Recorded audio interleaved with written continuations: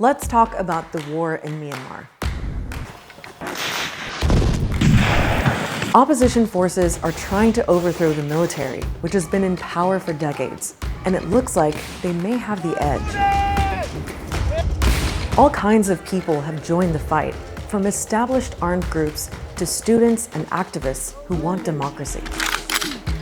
The military, if you like, is on the ropes. Is losing significant land, significant territories. Myanmar is now at the verge of state failure. Millions of people have already been displaced. There are now warnings of famine and reports of all sorts of atrocities being committed. So what's behind the fighting? And could the military regime really be about to fall?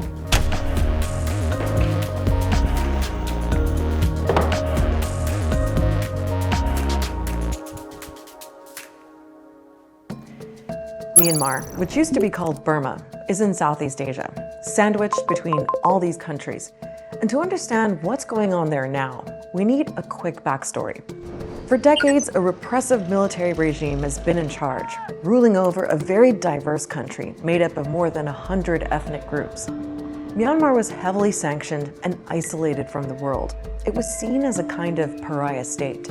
But from about 2011, things started shifting and led to a period that some people call Myanmar's experiment with democracy.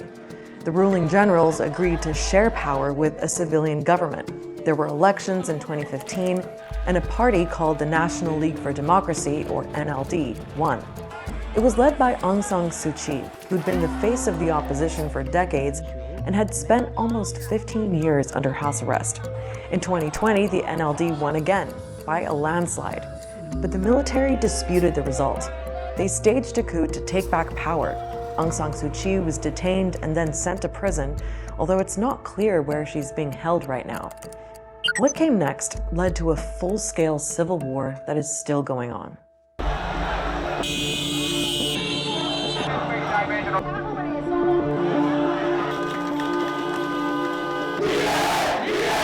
Myanmar's 10-year journey to democracy appears to be over. The military takeover has sparked the biggest demonstrations seen in Myanmar in more than a decade. A stark warning from the UN Special Envoy on Myanmar, quote, "A bloodbath is imminent." Security forces shot more than 100 people dead. Peaceful demonstrations were responded to with massive violence by the military.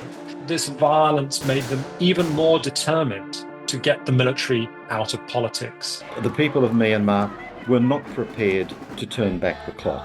Since then, the people have built up their armed resistance to the military, and the situation now in Myanmar is unprecedented. After 4 years of fighting, the map of Myanmar now looks like this. The military regime has lost a lot of territory, especially in the last year. It now only has full control of 21% of the country, according to a BBC investigation. But that includes the capital, Naypyidaw, and other big cities. The rest is controlled by a range of different anti-military groups. You can see there are lots of them, but they roughly fall into two main categories. You've got the ethnic armed organizations. These are groups that represent different ethnic minorities, and they've been fighting against the military for more rights, autonomy, even independence for a long time. These wars go back 60 years. It's nothing new. There have been periods of greater or lesser violence in these wars, but they have been continuous since the military became the dominant power in Myanmar in 1962. Every minority in Burma has their own stories to tell you how much they are suffering. So that is a main driving force for these minorities. They feel that we must protect ourselves. As well as the ethnic armed groups, the other main category on the anti-military side are the resistance groups that emerged in response to the 2021 coup, when many of the protesters decided to pick up weapons with the goal of ending military rule and restoring democracy. You had all sorts of volunteers joining the fight: students, lawyers, medics, and a lot of them have been trained by those ethnic armed groups in secret jungle camps. And over time, they've become a more effective and better equipped fighting force. A lot of Myanmar citizens, they've been donating money to the resistance movement. Eventually, they grow exponentially. One of the things that's made a huge difference in the last 6 months is weapons the pro-democracy forces have seized from military bases they've overrun. The main resistance group are the People's Defense Forces, or PDF. These are the areas they control. The PDF are essentially the boots on the ground for a rival opposition government that was set up after the coup, called the National Unity Government. Now, while the PDF have been pretty effective, it's really the ethnic groups that have been making the difference. Much as the NUG would like to claim this military success of the resistance as its own, what's happening on the battlefield in Myanmar is primarily being driven by the ethnic armed groups. For example, one group, known as the Arakan Army, is now in full control of the border with Bangladesh after pushing the military out.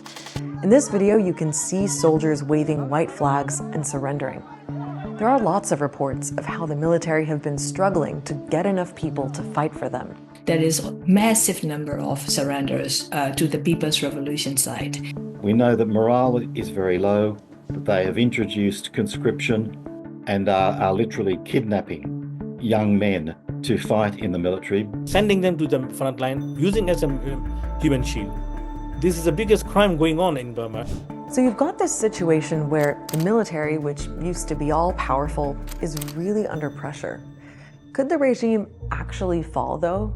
Well, plenty of people are predicting that it's only a matter of time. This illegal coup attempt by the military, now we can see for sure it has failed. One of the very reasons is because of the very unwavering determination and resilience of the Myanmar people. Especially the young generations are absolutely resolute in their fight to end this military operation once and for all. We should not be surprised if sudden and dramatic change comes to Myanmar. Maybe I wouldn't predict it, but we shouldn't be surprised when it happens or if it happens. A lot would still need to happen for the regime to finally go. One big advantage the military has is air power. And it uses these weapons brutally and basically adopts a scorched earth policy to seek to obliterate the villages, towns and even cities that it has lost in the fighting on the ground. The military also still controls the major cities. The PDF and ethnic groups would have to stage a pretty major offensive to take those cities. But there are big questions about whether they're all united enough to make that happen. Keep in mind, the ethnic armed groups are more focused on achieving autonomy in their own regions. Some are even fighting each other. The ethnic armed groups do understand that if this current military is left in power in the center, they will never be at peace. But whether that translates into a willingness to expend enormous resources and lose a huge number of lives by marching on the central cities, that's another question entirely. So what about pressure from other countries that could shift the balance of power? Well, just as Myanmar isn't really in the news much, there's not a great deal of diplomatic attention focused on it either. The main player here is China, but Beijing seems to be hedging its bets. China is the only country that has been putting significant effort to address the issue. But on the other hand, that was mainly for protecting its own interests, but rather than resolving the issue in Myanmar. China traditionally has tried to play all sides.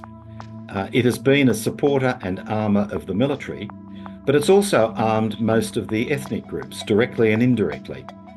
I think China's major concern is to ensure that whoever wins the war in Myanmar, China is on that side. And while the world's attention is elsewhere, the people of Myanmar are suffering a desperate humanitarian and human rights crisis, and it's getting worse. Parts of Myanmar are cut off with no internet, so it's hard to get information out. But there are reports of atrocities being committed by both the military and some of the armed groups.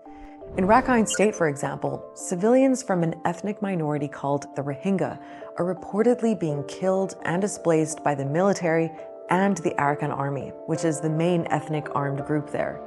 You've probably heard of the Rohingya, a mostly Muslim minority who've been persecuted for years. 750,000 fled to Bangladesh in 2017 to escape what the UN have called genocidal violence by the military. Aside from the reports of attacks on the Rohingya, the broader humanitarian situation in Rakhine is particularly bad. The UN is warning of famine there. But people all across Myanmar need help. 20 million, according to the UN, and nowhere near enough aid is getting in. 15 million people don't have enough to eat, while cyclones and floods have destroyed huge areas of farmland. And that's really heavily impacted food security. Now that the resistance controls so much of the country, including all of the major crossing points to Bangladesh, India, China, Laos and Thailand, there is no excuse not to provide massive humanitarian relief by land across those land borders. And this is a failure of the international system and of Myanmar's neighbours not to be undertaking this kind of humanitarian relief. Start Here is all about explaining the news. Watch our recent video on tariffs, which Donald Trump is talking a lot about right now. And follow me on Instagram so you can stay up to date with all the stories we're working on.